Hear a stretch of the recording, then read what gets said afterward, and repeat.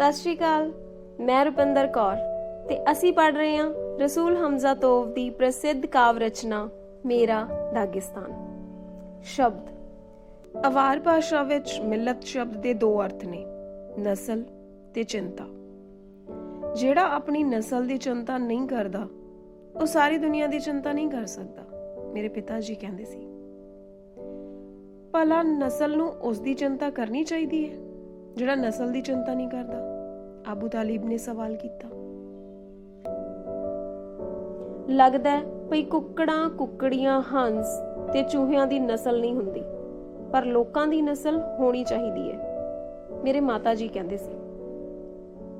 ਇੱਕ ਨਸਲ ਅਤੇ ਦੋ ਜਨਤੰਤਰ ਹੁੰਦੇ ਨੇ, ਜਿਵੇਂ ਸਾਡੇ ਓਸੇਤੀ ਗੁਆਂਢੀਆਂ ਦੇ ਹਨ। ਇੱਕ ਜਨਤੰਤਰ ਅਤੇ ਉਸ ਵਿੱਚ 40 ਨਸਲਾਂ ਵੀ ਹੁੰਦੀਆਂ ਨੇ। ਬੋਲੀਆਂ ਅਤੇ ਨਸਲਾਂ ਦਾ ਤਾਂ ਇਹ ਪੂਰਾ ਢੇਰ ਹੀ ਹੈ। ਕਿਸੇ ਰਾਹੀ ਨੇ ਦਾਗਿਸਤਾਨ ਬਾਰੇ ਕਿਹਾ ਸੀ, 1000 ਸਿਰਾਂ ਵਾਲਾ ਅਜਗਰ। ਦੁਸ਼ਮਣ ਦਾਗਿਸਤਾਨ ਦੇ ਬਾਰੇ ਇਹ ਕਹਿੰਦੇ ਸੀ। ਅਨੇਕਾਂ ਟਾਹਣੀਆਂ ਵਾਲਾ ਰੁੱਖ ਦਾਗਿਸਤਾਨ ਦੇ ਬਾਰੇ ਮਿੱਤਰ ਕਹਿੰਦੇ ਸੀ। ਬੇਸ਼ੱਕ ਦਿਨੇ ਵੀ ਦੀਵਾ ਲੈ ਕੇ ਸਾਰੀ ਦੁਨੀਆ ਵਿੱਚ ਢੂੰਡ ਆਓ, ਕਿਤੇ ਵੀ ਅਜਿਹੀ ਥਾਂ ਨਹੀਂ ਮਿਲੇਗੀ ਜਿੱਥੇ ਇੰਨੇ ਘੱਟ ਲੋਕ ਅਤੇ ਇੰਨੀਆਂ ਜ਼ਿਆਦਾ ਨਸਲਾਂ ਹੋਣ। ਸੈਲਾਨੀਆਂ ਨੇ ਇਹ ਰਾਏ ਜ਼ਾਹਰ ਕੀਤੀ ਸੀ। ਅਬੂ ਤਾਲਿਬ ਨੂੰ ਇਹ ਜ਼ਾਹਰ ਕਰਨਾ ਪਸੰਦ ਸੀ। ਅਸੀਂ ਜਾਰਜੀਆਈ ਸੱਭਿਆਚਾਰ ਦੇ ਵਿਕਾਸ ਲਈ ਬੜਾ ਹਿੱਸਾ ਪਾਇਆ। ਇਹ ਤੁਸੀਂ ਆਖਦੇ ਪਏ ਹੋ? ਉਹਨਾਂ ਦਾ ਸੱਭਿਆਚਾਰ ਤਾਂ ਹਜ਼ਾਰਾਂ ਸਾਲ ਪੁਰਾਣਾ ਹੈ। ਪ੍ਰਸਿੱਧ ਜਾਰਜੀਆਈ ਕਵੀ ਸ਼ੋਤਾ ਰੁਸਤਾਵੇਲੀ ਤਾਂ 800 ਸਾਲ ਪਹਿਲਾਂ ਹੋਏ ਸਨ, ਜਦੋਂ ਕਿ ਅਸੀਂ ਕੁਝ ਹੀ ਸਾਲ ਪਹਿਲਾਂ ਲਿਖਣਾ ਸਿੱਖਿਆ। ਭਲਾ ਅਸੀਂ ਉਹਨਾਂ ਦੀ ਮਦਦ ਕਿਵੇਂ ਕੀਤੀ? ਅਸੀਂ ਇਸ ਤਰ੍ਹਾਂ ਮਦਦ ਕੀਤੀ। ਸਾਡੇ ਹਰ ਪਿੰਡ ਦੀ ਆਪਣੀ ਭਾਸ਼ਾ ਹੈ। ਸਾਡੇ ਜਾਰਜੀਆਈ ਗੁਆਂਢੀਆਂ ਨੇ ਇਹਨਾਂ ਭਾਸ਼ਾਵਾਂ ਦਾ ਅਧਿਐਨ ਤੇ ਉਹਨਾਂ ਦੀ ਤੁਲਨਾ ਕਰਨ ਦਾ ਨਿਰਣਾ ਕੀਤਾ। ਖੋਜ ਕਰਨ ਵਾਲਿਆਂ ਨੇ ਇਹਨਾਂ ਦੇ ਬਾਰੇ ਲੇਖ ਤੇ ਵਿਗਿਆਨਕ ਪੁਸਤਕਾਂ ਲਿਖੀਆਂ। ਉਹ ਵਿਦਵਾਨ ਬਣ ਗਏ। ਉਹਨਾਂ ਨੇ PhD ਤੇ D.Litt ਦੀਆਂ ਉਪਾਧੀਆਂ ਪ੍ਰਾਪਤ ਕਰ ਲਈਆਂ। ਜੇ ਪੂਰੇ ਦਾਗਿਸਤਾਨ ਵਿੱਚ ਇੱਕ ਹੀ ਭਾਸ਼ਾ ਹੁੰਦੀ ਤਾਂ ਭਲਾ ਉਹਨਾਂ ਕੋਲ ਭਾਸ਼ਾ ਵਿਗਿਆਨ ਦੇ ਇੰਨੇ ਡਾਕਟਰ ਹੋ ਸਕਦੇ ਸਨ? ਤਾਂ ਇੰਜ ਕੀਤੀ ਅਸੀਂ ਉਹਨਾਂ ਦੀ ਮਦਦ। ਹਾਂ, ਦਾਗਿਸਤਾਨ ਦੀਆਂ ਭਾਸ਼ਾਵਾਂ ਦੇ ਵਿਆਕਰਣ, ਵਾਕ ਬੁਣਤੀ, ਉਚਾਰਨ ਤੇ ਸ਼ਬਦਕੋਸ਼ ਦੇ ਬਾਰੇ ਸਭ ਤਰ੍ਹਾਂ ਦੀਆਂ ਪੁਸਤਕਾਂ ਲਿਖੀਆਂ ਜਾਂਦੀਆਂ ਨੇ। ਇੱਥੇ ਕੰਮ ਕਰਨ ਲਈ ਬੜੀ ਸਮੱਗਰੀ ਹੈ। ਵਿਦਵਾਨੋ, ਤਸ਼ਰੀਫ ਲਿਆਓ। ਤੁਹਾਡੇ ਤੇ ਤੁਹਾਡੇ ਬੱਚਿਆਂ ਲਈ ਵੀ ਕਾਫੀ ਕੰਮ ਹੈ। ਵਿਦਵਾਨ ਆਪਸ ਵਿੱਚ ਬਹਿਸ ਕਰਦੇ ਨੇ। ਕੁਝ ਕਹਿੰਦੇ ਨੇ ਕਿ ਦਾਗਿਸਤਾਨ 'ਚ ਇੰਨੀਆਂ ਭਾਸ਼ਾਵਾਂ ਨੇ ਤੇ ਕੁਝ ਕਹਿੰਦੇ ਨੇ ਇੰਨੀਆਂ। ਕੁਝ ਕਹਿੰਦੇ ਨੇ ਇਹਨਾਂ ਭਾਸ਼ਾਵਾਂ ਦਾ ਜਨਮ ਇਸ ਤਰ੍ਹਾਂ ਹੋਇਆ ਤੇ ਕੁਝ ਕਹਿੰਦੇ ਨੇ ਇਸ ਤਰ੍ਹਾਂ। ਇਹਨਾਂ ਦੇ ਮਤਭੇਦਾਂ ਅਤੇ ਸਬੂਤਾਂ ਵਿੱਚ ਬਹੁਤ ਸਾਰੇ ਵਿਰੋਧਾਭਾਸ ਨੇ, ਪਰ ਮੈਂ ਤਾਂ ਸਿਰਫ ਇੰਨਾ ਜਾਣਦਾ ਕਿ ਸਾਡੇ ਵੱਲ ਇੱਕ ਗੱਡੇ ਉੱਤੇ 5 ਬੋਲੀਆਂ ਬੋਲਣ ਵਾਲੇ ਲੋਕ ਯਾਤਰਾ ਕਰਦੇ ਵੇਖੇ ਜਾ ਸਕਦੇ ਨੇ। ਜੇ ਕਿਸੇ ਚੌਰਾਹੇ ਉੱਤੇ 5 ਗੱਡੇ ਰੁਕ ਜਾਣ ਤਾਂ ਉੱਥੇ 30 ਬੋਲੀਆਂ ਵੀ ਸੁਣੀਆਂ ਜਾ ਸਕਦੀਆਂ ਨੇ। ਜਦੋਂ ਉਲੂਬੀ ਬੋਇਨਾਕਸਕੀ ਦੀ ਅਗਵਾਈ ਵਿੱਚ ਪਾਰਟੀ ਦੇ ਗੁਪਤ ਸੰਗਠਨ ਦੇ ਮੈਂਬਰਾਂ ਨੂੰ, ਜਿਨ੍ਹਾਂ ਦੀ ਗਿਣਤੀ 6 ਸੀ, ਗੋਲੀਆਂ ਚਲਾ ਕੇ ਮੌਤ ਦੇ ਘਾਟ ਉਤਾਰਿਆ ਗਿਆ ਸੀ, ਤਾਂ ਉਹਨਾਂ ਨੇ 5 ਵੱਖ-ਵੱਖ ਭਾਸ਼ਾਵਾਂ ਵਿੱਚ ਦੁਸ਼ਮਣ ਨੂੰ ਸਰਾਪ ਦਿੱਤਾ ਸੀ। ਉਲੂਬੀ ਬੋਇਨਾਕਸਕੀ ਨੇ ਕੋਮਿਕ ਭਾਸ਼ਾ ਵਿੱਚ, ਸੈਯਦ ਅਬਦੁਲ ਗਾਲੀਮੋਵ ਨੇ ਅਵਾਰ ਭਾਸ਼ਾ ਵਿੱਚ, ਅਬਦੁਲ ਵਾਗਾਬ ਨੇ ਦਾਰਗੀਨ ਭਾਸ਼ਾ ਵਿੱਚ, ਅਜ਼ੀਦ ਅਲਲ ਓਗਲੀ ਨੇ ਕੋਮਿਕ ਭਾਸ਼ਾ ਵਿੱਚ, ਅਬਦੁਰ ਰਹਿਮਾਨ ਇਸਮਾਇਲੋਵ ਨੇ ਲੇਜ਼ਗੀਨ ਭਾਸ਼ਾ ਵਿੱਚ, ਓਸਕਾਰ ਲੇਸ਼ ਚਿੰਸਕੀ ਨੇ ਰੂਸੀ ਭਾਸ਼ਾ ਵਿੱਚ। ਦਾਗਿਸਤਾਨੀ ਲੇਖਕ ਮੁਹੰਮਦ ਸੁਲੀਮਾਨੋਵ ਨੇ ਦਾਗਿਸਤਾਨ ਦੀਆਂ 15 ਵੱਖੋ-ਵੱਖ ਨਸਲਾਂ ਦੇ 15 ਮੁਹੰਮਦਾਂ ਦੇ ਬਾਰੇ 15 ਦਿਲਚਸਪ ਕਹਾਣੀਆਂ ਲਿਖੀਆਂ ਨੇ। ਇਹਨਾਂ ਕਹਾਣੀਆਂ ਦੇ ਸੰਕਲਨ ਦਾ ਨਾਂ ਵੀ ਇਹੀ ਹੈ, 15 ਮੁਹੰਮਦ। ਰੂਸੀ ਲੇਖਕ ਦਮਿਤਰੀ ਤਰੁਨੋਵ ਨੇ ਇੱਕ ਅਜਿਹੇ ਸਮੂਹਿਕ ਫਾਰਮ ਦੇ ਬਾਰੇ ਸ਼ਬਦ ਚਿੱਤਰ ਲਿਖਿਆ ਹੈ ਜਿੱਥੇ 32 ਨਸਲਾਂ, ਨੀਮ ਨਸਲਾਂ ਦੇ ਲੋਕ ਕੰਮ ਕਰਦੇ ਨੇ। ਏਫੰਦੀ ਕਾਪੀਏਵ ਦੀ ਨੋਟਬੁੱਕ ਵਿੱਚ ਇਹ ਲਿਖਿਆ ਹੈ ਕਿ ਕਿਵੇਂ ਉਹ ਤੇ 3 ਹੋਰ ਦਾਗਿਸਤਾਨੀ ਲੇਖਕ ਸੁਲੇਮਾਨ ਸਤਾਲਸਕੀ, ਹਮਜ਼ਾਤ ਤਸਾਦਾਸਾ ਅਤੇ ਅਬਦੁਲ ਮੁਹੰਮਦੋਵ ਰੇਲਗੱਡੀ ਦੇ ਇੱਕ ਹੀ ਕੈਬਨ ਵਿੱਚ ਸੋਵੀਅਤ ਸੰਘ ਦੇ ਲੇਖਕਾਂ ਦੀ ਪਹਿਲੀ ਕਾਂਗਰਸ ਵਿੱਚ ਹਿੱਸਾ ਲੈਣ ਲਈ ਮਾਸਕੋ ਗਏ। ਦਾਗਿਸਤਾਨ ਦੇ ਇਹ ਸਾਰੇ ਲੋਕ ਕभी 3 ਦਿਨ 3 ਰਾਤਾਂ ਤੱਕ ਗੱਡੀ ਵਿੱਚ ਸਫ਼ਰ ਕਰਦੇ ਰਹੇ, ਪਰ ਇੱਕ ਦੂਸਰੇ ਨਾਲ ਗੱਲਬਾਤ ਨਹੀਂ ਕਰ ਸਕੇ। ਹਰੇਕ ਦੀ ਆਪਣੀ ਭਾਸ਼ਾ ਸੀ। ਇਸ਼ਾਰਿਆਂ ਨਾਲ ਇੱਕ ਦੂਸਰੇ ਨੂੰ ਆਪਣੀ ਗੱਲ ਸਮਝਾਉਂਦੇ ਸਨ ਤੇ ਬੜੀ ਮੁਸ਼ਕਿਲ ਨਾਲ ਇੱਕ ਦੂਸਰੇ ਨੂੰ ਸਮਝ ਸਕਦੇ ਸਨ। ਛਾਪਾ ਮਾਰਨ ਨਾਲ ਬਿਤਾਏ ਆਪਣੇ ਜੀਵਨ ਦੀ ਚਰਚਾ ਕਰਦਿਆਂ ਹੋਇਆਂ ਅਬੂ ਤਾਲੀਬ ਨੇ ਲਿਖਿਆ ਹੈ, ਦਲੀਏ ਦੀ ਇੱਕ ਦੇਗ ਦੇ ਦੁਆਲੇ 20 ਭਾਸ਼ਾਵਾਂ ਬੋਲੀਆਂ ਜਾਂਦੀਆਂ ਨੇ। ਆਟੋ ਦੀ ਇੱਕ ਬੋਰੀ 20 ਨਸਲਾਂ ਵਿੱਚ ਵੰਡੀ ਜਾਂਦੀ ਸੀ। ਸਾਡੇ ਵੱਲ ਨੀਜ਼ਨੀ, ਜੇਨ ਗੁਤਾਈ ਅਤੇ ਵੇਰਖਨੀ ਜੇਨ ਗੁਤਾਈ ਨਾਂ ਦੇ ਪਿੰਡ ਹਨ। ਉਹਨਾਂ ਵਿਚਕਾਰ 3 ਕਿਲੋਮੀਟਰ ਦਾ ਫਾਸਲਾ ਹੈ। ਨੀਜ਼ਨੀ ਜੇਨ ਗੁਤਾਈ ਵਿੱਚ ਕੁਮਿਕ ਭਾਸ਼ਾ ਬੋਲੀ ਜਾਂਦੀ ਹੈ, ਵੇਰਖਨੀ ਜੇਨ ਗੁਤਾਈ ਵਿੱਚ ਅਵਾਰ। ਦਾਰਗੀਨ ਨਸਲ ਦੇ ਲੋਕਾਂ ਦਾ ਕਹਿਣਾ ਹੈ ਕਿ ਮੇਗੇਬ ਵਿੱਚ ਦਾਰਗੀਨ ਰਹਿੰਦੇ ਨੇ ਤੇ ਅਵਾਰ ਨਸਲ ਵਾਲੇ ਕਹਿੰਦੇ ਨੇ ਕਿ ਅਵਾਰ ਰਹਿੰਦੇ ਨੇ। ਪਰ ਖੁਦ ਮੇਗੇਬ ਵਾਸੀਆਂ ਦਾ ਕੀ ਕਹਿਣਾ ਹੈ? ਉਹਨਾਂ ਦਾ ਕਹਿਣਾ ਹੈ ਕਿ ਅਸੀਂ ਨਾ ਤਾਂ ਦਾਰਗੀਨ ਆ ਤੇ ਨਾ ਹੀ ਅਵਾਰ, ਅਸੀਂ ਤਾਂ ਮੇਗੇਬੀ ਆ। ਸਾਡੀ ਆਪਣੀ ਮੇਗੇਬੀ ਭਾਸ਼ਾ ਹੈ। ਮੇਗੇਬ ਤੋਂ 7 ਕਿਲੋਮੀਟਰ ਦੂਰ ਜਾਣ ਤੇ ਅਸੀਂ ਚੋਖ ਪਿੰਡ ਵਿੱਚ ਪਹੁੰਚ ਜਾਂਦੇ ਹਾਂ। ਮੇਗੇਬੀ ਭਾਸ਼ਾ ਨਾਲ ਉੱਥੇ ਨਾ ਜਾਓ ਕਿਉਂਕਿ ਚੋਖ ਦੀ ਆਪਣੀ ਭਾਸ਼ਾ ਹੈ।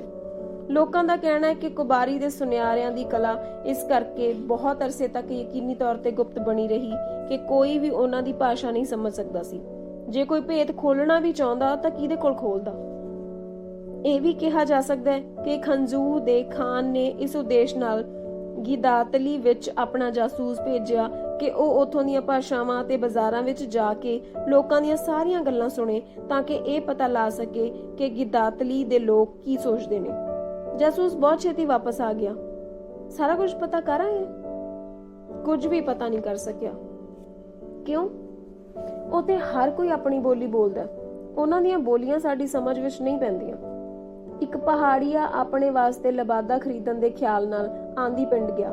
ਉਸਨੇ ਲਬਾਦਾ ਪਸੰਦ ਕੀਤਾ, ਕੀਮਤ ਪੁੱਛੀ ਤੇ ਭਾਅ ਕਰਨ ਲੱਗਾ। ਭਾਅ ਹੁੰਦਾ ਰਿਹਾ ਤੇ ਅਚਾਨਕ ਆਂਦੀ ਪਿੰਡ ਦੇ ਦੁਕਾਨਦਾਰ ਆਪਣੀ ਭਾਸ਼ਾ ਵਿੱਚ ਬੋਲਣ ਲੱਗ ਪਏ। ਗਾਹਕ ਪਹਾੜੀਏ ਨੇ ਇਤਰਾਜ਼ ਕਰਦਿਆਂ ਹੋਇਆ ਕਿਹਾ, ਕਿਉਂ ਜੋ ਮੈਂ ਗਾਹਕ ਹਾਂ ਇਸ ਲਈ ਤੁਹਾਨੂੰ ਅਜਿਹੀ ਭਾਸ਼ਾ ਵਿੱਚ ਗੱਲ ਕਰਨੀ ਚਾਹੀਦੀ ਹੈ ਜਿਹੜੀ ਮੇਰੀ ਸਮਝ ਵਿੱਚ ਆ ਸਕੇ। ਅਸੀਂ ਤੇਰੀ ਭਾਸ਼ਾ ਵਿੱਚ ਉਦੋਂ ਗੱਲ ਕਰਾਂਗੇ ਜਦੋਂ ਤੂੰ ਸਾਡੀ ਦੱਸੀ ਕੀਮਤ ਮਨਜ਼ੂਰ ਕਰ ਲਏਗਾ।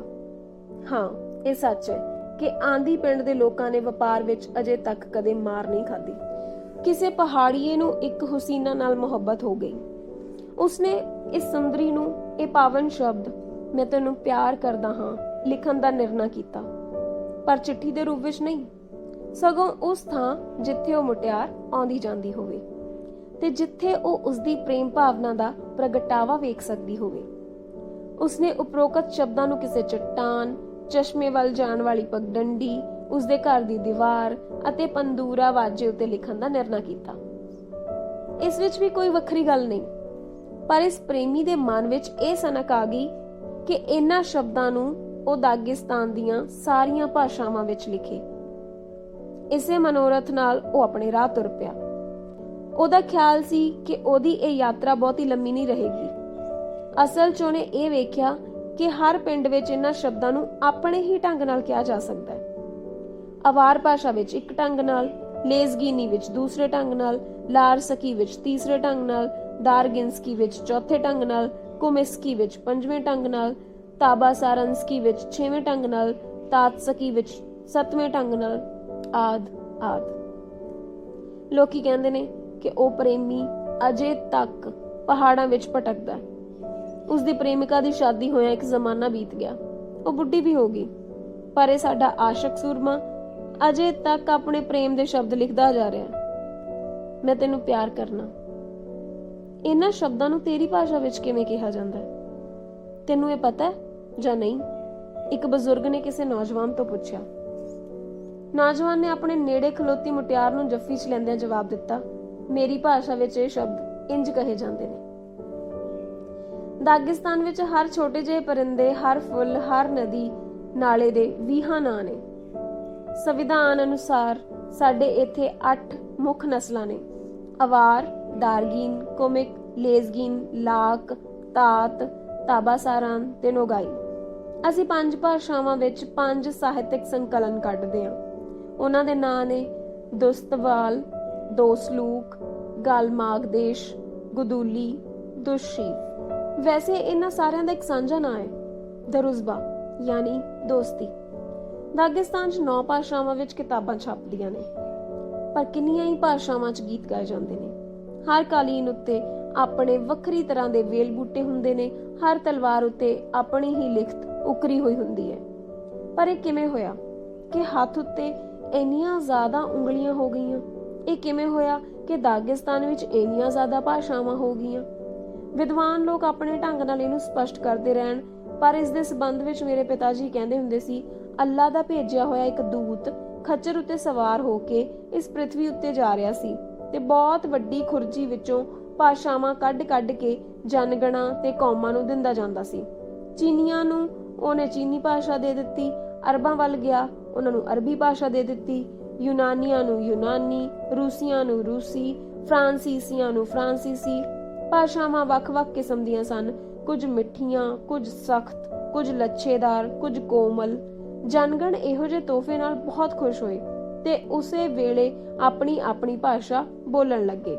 ਆਪਣੀਆਂ ਭਾਸ਼ਾਵਾਂ ਦੀ ਬਦੌਲਤ ਲੋਕ ਇੱਕ ਦੂਸਰੇ ਨੂੰ ਵਧੇਰੇ ਚੰਗੀ ਤਰ੍ਹਾਂ ਜਾਣਨ ਲੱਗ ਪਏ ਤੇ ਜਨਗਣ ਦੂਜੇ ਜਨਗਣ, ਗੁਆਂਢੀ ਜਨਗਣ ਨੂੰ ਜ਼ਿਆਦਾ ਚੰਗੀ ਤਰ੍ਹਾਂ ਜਾਣਨ ਪਛਾਣਨ ਲੱਗ ਪਏ। ਆਪਣੇ ਖੱਚਰ ਉੱਤੇ ਸਵਾਰੀ ਕਰਦਿਆਂ ਹੋਇਆਂ ਇਹ ਆਦਮੀ ਸਾਡੇ ਦਾਗਿਸਤਾਨ ਪਹੁੰਚ ਗਿਆ। ਕੁਝ ਹੀ ਸਮਾਂ ਪਹਿਲਾਂ ਉਸਨੇ ਜਾਰਜੀਆਈ ਲੋਕਾਂ ਨੂੰ ਉਹਨਾਂ ਦੀ ਭਾਸ਼ਾ ਦਿੱਤੀ ਸੀ, ਜਿਸ ਭਾਸ਼ਾ ਮਗਰੋਂ ਸ਼ੋਤਾ ਬੋਸਤਾ ਵੇਲੀ ਨੇ ਆਪਣਾ ਮਹਾਕਾਵ ਰਚਿਆ ਸੀ। ਕੁਝ ਹੀ ਸਮਾਂ ਪਹਿਲਾਂ ਉਹ ਸੇਤੀਆਂ ਉੱਤੇ ਕਿਰਪਾ ਕਰਦਿਆਂ ਉਸਨੇ ਉਹਨਾਂ ਨੂੰ ਭਾਸ਼ਾ ਦਿੱਤੀ ਸੀ, ਜਿਸ ਭਾਸ਼ਾ ਵਿੱਚ ਬਾਅਦ ਵਿੱਚ ਕੋਸਤਾ ਹੇਤਾਗੁਰੋਵ ਨੇ ਸਾਹਿਤ ਰਚਨਾ ਕੀਤੀ। ਆਖਰ ਸਾਡੀ ਵਾਰੀ ਵੀ ਆ ਗਈ। ਪਰ ਕੁਝ ਇਤਰਾ ਹੋਇਆ ਭਈ ਦਾਗਿਸਤਾਨ ਦੇ ਪਹਾੜਾਂ ਵਿੱਚ ਉਸ ਦਿਨ ਬਰਫ਼ ਦਾ ਤੂਫਾਨ ਝੁੱਲਦਾ ਪਿਆ ਸੀ।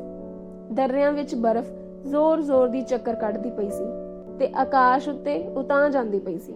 ਕੁਝ ਵੀ ਨਹੀਂ ਦਿਸਦਾ ਸੀ ਤੇ ਨਾ ਘਰ, ਨਾ ਮਕਾਨ, ਨਾ ਰਾਹ। ਸਿਰਫ ਹਨੇਰੇ ਵਿੱਚ ਹਵਾ ਜ਼ੋਰ ਨਾਲ ਸੀਟੀਆਂ ਵਜਾਉਂਦੀ ਹੋਈ ਸੁਣਦੀ ਸੀ। ਕਦੇ-ਕਦੇ ਪੱਥਰ ਟੁੱਟ ਕੇ ਡਿੱਗਦੇ ਤੇ ਚਾਰ ਨਦੀਆਂ ਸਾਡੀਆਂ ਚਾਰ ਕੋਇਸੂ ਰੌਲਾ ਪਾਉਂਦੀਆਂ ਪਈਆਂ ਸੀ। ਨਹੀਂ, ਭਾਸ਼ਾਵਾਂ ਵੰਡਣ ਵਾਲੇ ਨੇ ਕਿਹਾ, ਜਿਹਦੀਆਂ ਮੁੱਛਾਂ ਉੱਤੇ ਬਰਫ਼ ਜੰਮਣ ਲੱਗ ਪਈ ਸੀ, ਮੈਂ ਇਹਨਾਂ ਚਟਾਨਾਂ ਉੱਤੇ ਨਹੀਂ ਚੜਨਾ, ਤੇ ਉਹ ਵੀ ਇਸ ਤਰ੍ਹਾਂ ਦੇ ਭੈੜੇ ਮੌਸਮ ਵਿੱਚ। ਉਹਨੇ ਆਪਣੀ ਖੁਰਜੀ ਲਈ, ਜਿਸ ਦੇ ਥੱਲੇ ਲੱਗੀਆਂ 2 ਮੁੱਠੀ ਭਾਸ਼ਾਵਾਂ ਪਈਆਂ ਸੀ, ਜਿਹੜੀਆਂ ਅਜੇ ਤੱਕ ਉਹਦੇ ਕੋਲੋਂ ਵੰਡੀਆਂ ਨਹੀਂ ਗਈਆਂ ਸੀ, ਤੇ ਇਹਨਾਂ ਭਾਸ਼ਾਵਾਂ ਨੂੰ ਉਹਨੇ ਸਾਡੇ ਪਹਾੜਾਂ ਉੱਤੇ ਖਿਲਾਰ ਦਿੱਤਾ। ਜਿਹਨੂੰ ਜਿਹੜੀ ਚੰਗੀ ਲੱਗੇ ਉਹੀ ਭਾਸ਼ਾ ਲੈ ਲਓ, ਉਹਨੇ ਕਿਹਾ, ਤੇ ਅੱਲਾ ਕੋਲ ਵਾਪਸ ਚਲਾ ਗਿਆ। ਇਸ ਤਰ੍ਹਾਂ ਖਿਲਰੀਆਂ ਹੋਈਆਂ ਭਾਸ਼ਾਵਾਂ ਨੂੰ ਬਰਫ਼ ਦੇ ਤੂਫਾਨ ਨੇ ਝਪਟ ਲਿਆ ਤੇ ਇਹਨਾਂ ਨੂੰ ਦਰਿਆਂ ਤੇ ਚਟਾਨਾਂ ਉੱਤੇ ਲੈ ਜਾਣ ਤੇ ਇਧਰ-ਉਧਰ ਸੁੱਟਣ ਲੱਗਾ। ਪਰ ਇਸੇ ਵੇਲੇ ਸਾਰੇ ਦਾਗਿਸਤਾਨੀ ਇੱਕੋਦਮ ਘਰਾਂ ਵਿੱਚ ਉਲਰ ਕੇ ਬਾਹਰ ਆ ਗਏ, ਹੜਬੜਾਏ ਤੇ ਇੱਕ ਦੂਜੇ ਨੂੰ ਧੱਕੇ ਮਾਰਦੇ ਹੋਏ ਉਹ ਭਾਸ਼ਾਵਾਂ ਦੀ ਇਸ ਸੁਖਦਈ ਤੇ ਪਿਆਰੀ ਸੁਨਹਿਰੀ ਵਰਖਾ ਵੱਲ ਭੱਜਣ ਲੱਗੇ, ਜਿਸ ਦੀ ਉਹਨਾਂ ਨੂੰ ਇੱਕ ਮੁੱਦਤ ਤੋਂ ਉਡੀਕ ਸੀ। ਉਹ ਇਸ ਅੰਨ ਦੇ ਕੀਮਤੀ ਦਾਣਿਆਂ ਨੂੰ, ਜਿਨ੍ਹਾਂ ਨੂੰ ਜੋ ਵੀ ਮਿਲ ਗਿਆ, ਬਟੋਰਨ ਲੱਗੇ। ਫਿਰ ਹਰੇਕ ਨੇ ਆਪਣੀ ਬੋਲੀ ਲੈ ਲਈ। ਆਪਣੀ ਭਾਸ਼ਾ ਲੈ ਕੇ ਪਹਾੜੀ ਲੋਕ ਘਰੀ ਜਾ ਕੇ ਬਰਫ਼ ਦੇ ਮੁੱਕਣ ਦਾ ਇੰਤਜ਼ਾਰ ਕਰਨ ਲੱਗੇ। ਜਦੋਂ ਸਵੇਰ ਹੋਈ ਤਾਂ ਧੁੱਪ ਖਿੜੀ ਹੋਈ ਸੀ, ਬਰਫ਼ ਤਾਂ ਜਿਵੇਂ ਪਈ ਹੀ ਨਹੀਂ ਸੀ। ਲੋਕਾਂ ਨੇ ਵੇਖਿਆ ਸਾਹਮਣੇ ਪਹਾੜ ਹੈ, ਤਾਂ ਹੁਣ ਇਹ ਪਹਾੜ ਸੀ, ਉਹਨੂੰ ਪਹਾੜ ਆਖਿਆ ਜਾ ਸਕਦਾ ਸੀ। ਲੋਕਾਂ ਨੇ ਵੇਖਿਆ ਸਾਹਮਣੇ ਸਮੁੰਦਰ ਹੈ, ਤਾਂ ਹੁਣ ਇਹ ਸਮੁੰਦਰ ਸੀ, ਉਹਨੂੰ ਸਮੁੰਦਰ ਆਖਿਆ ਜਾ ਸਕਦਾ ਸੀ। ਸਾਹਮਣੇ ਆਉਣ ਵਾਲੀ ਹਰ ਚੀਜ਼ ਨੂੰ ਹੀ ਹੁਣ ਕੋਈ ਨਾਂ ਦਿੱਤਾ ਜਾ ਸਕਦਾ ਸੀ। ਕਿੰਨੀ ਖੁਸ਼ੀ ਦੀ ਗੱਲ ਹੈ। ਇਹ ਰੋਟੀ ਹੈ, ਇਹ ਮਾਂ ਹੈ, ਇਹ ਪਹਾੜੀ ਘਰ ਹੈ, ਇਹ ਚੁੱਲ੍ਹਾ, ਇਹ ਪੁੱਤਰ, ਇਹ ਗੁਆਂਢੀ, ਇਹ ਲੋਕ। ਸਾਰੇ ਲੋਕ ਸੜਕ ਤੇ ਇਕੱਠੇ ਹੋ ਗਏ। ਸਾਰੇ ਲੋਕ ਰਲ ਕੇ ਚੀਖੇ, ਪਹਾੜ। ਉਹਨਾਂ ਨੇ ਕੰਨ ਲਾ ਕੇ ਪਰਤਵੀਂ ਗੂੰਜ ਸੁਣੀ। ਸਾਰਿਆਂ ਨੇ ਇਸ ਸ਼ਬਦ ਨੂੰ ਵੱਖ-ਵੱਖ ਢੰਗ ਨਾਲ ਕਿਹਾ ਸੀ। ਸਾਰੇ ਰਲ ਕੇ ਚੀਖੇ, ਸਮੁੰਦਰ। ਸਾਰਿਆਂ ਨੇ ਇਸ ਸ਼ਬਦ ਨੂੰ ਵੱਖ-ਵੱਖ ਢੰਗ ਨਾਲ ਕਿਹਾ ਸੀ।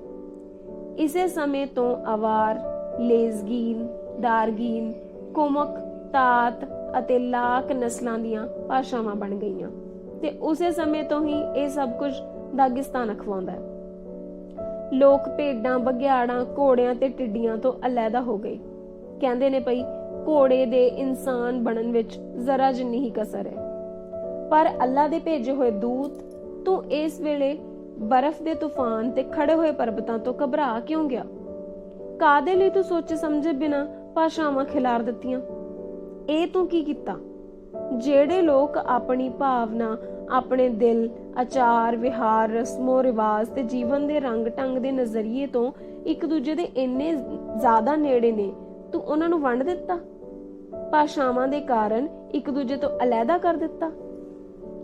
ਖੈਰ, ਇਹਦੇ ਲਈ ਵੀ ਸ਼ੁਕਰੀਆ। ਬੁਰੀਆਂ ਭਾਸ਼ਾਵਾਂ ਨਹੀਂ ਹੁੰਦੀਆਂ, ਬਾਕੀ ਚੀਜ਼ਾਂ ਦੇ ਮਾਮਲੇ ਵਿੱਚ ਅਸੀਂ ਖੁਦ ਹੀ ਸੋਚ ਸਮਝ ਲਵਾਂਗੇ, ਇੱਕ ਦੂਜੇ ਦੇ ਨੇੜੇ ਹੋਣ ਦਾ ਰਾਹ ਲੱਭ ਲਵਾਂਗੇ। ਅਜਿਹਾ ਕਰਾਂਗੇ ਕਿ ਵਿਭਿੰਨ ਭਾਸ਼ਾਵਾਂ ਸਾਨੂੰ ਅਲੱਗਾ ਕਰਨ ਦੀ ਬਜਾਏ ਇੱਕ ਸੂਤਰ ਵਿੱਚ ਪਰੋ ਦੇਣ। ਬਾਅਦ ਵਿੱਚ ਲੰਗੜੇ ਤੈਮੂਰ, ਅਰਬਾਂ ਅਤੇ ਈਰਾਨ ਦੇ ਸ਼ਾਹ ਨੇ ਸਾਡੇ ਉੱਤੇ ਚੜ੍ਹਾਈ ਕੀਤੀ ਤੇ ਹਰ ਇੱਕ ਨੇ ਸਾਡੇ ਉੱਤੇ ਆਪਣੀ ਭਾਸ਼ਾ ਲੱਦਣ ਦੀ ਕੋਸ਼ਿਸ਼ ਕੀਤੀ, ਪਰ ਸਾਡਾ ਹੱਥ ਝੰਜੋੜੇ ਜਾਣ ਨਾਲ ਸਾਡੀਆਂ ਉਂਗਲੀਆਂ ਟੁੱਟ ਕੇ ਡਿੱਗੀਆਂ ਨਹੀਂ। ਸਾਡੇ ਰੁੱਖ ਦੇ ਝੰਜੋੜੇ ਜਾਣ ਨਾਲ ਸਾਡੀਆਂ ਟਹਿਣੀਆਂ ਟੁੱਟੀਆਂ ਨਹੀਂ। ਭਾਸ਼ਾ ਦੀ ਰਾਖੀ ਮਾਤ ਭੂਮੀ ਵਾਂਗ ਹੀ ਕਰਨੀ ਚਾਹੀਦੀ ਹੈ, ਸ਼ਮੀਲ ਨੇ ਕਿਹਾ ਸੀ। ਸ਼ਬਦ ਇਹ ਤਾਂ ਗੋਲੀਆਂ ਨੇ, ਇਹਨਾਂ ਨੂੰ ਫਜ਼ੂਲ ਬਰਬਾਦ ਨਾ ਕਰੋ, ਹਾਜੀ ਮੁਰਾਦ ਨੇ ਜੋੜਿਆ ਸੀ।